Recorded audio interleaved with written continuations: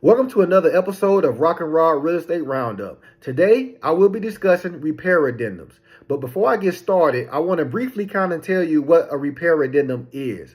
Once you get inspections, we receive reports of the inspections. Now, if there are items on the inspection report in need of repairing, I then create what is called a repair addendum.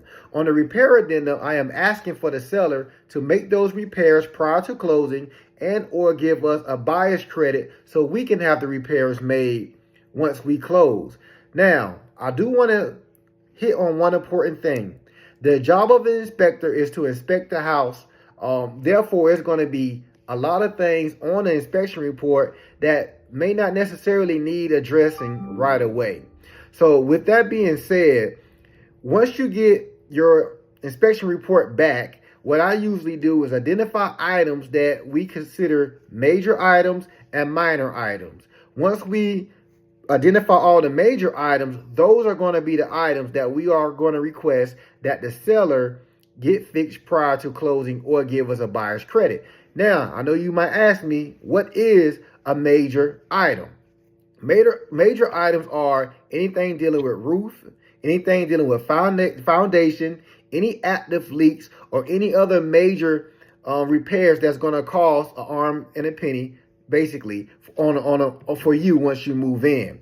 What are minor issues? Minor issues are things that could be considered as cosmetic. For example, the paint or carpet, things of that nature. Now, I can say if you do not have many major items, we then can start asking for any minor items. However, if you have major items and minor items, the chances of them fixing everything is slim to none, especially if you already getting a good deal on the price of the home. So what you really have to sit down, you, your agent, and whomever opinion that matters in this purchase, you have to sit down to identify what's major and what's minor.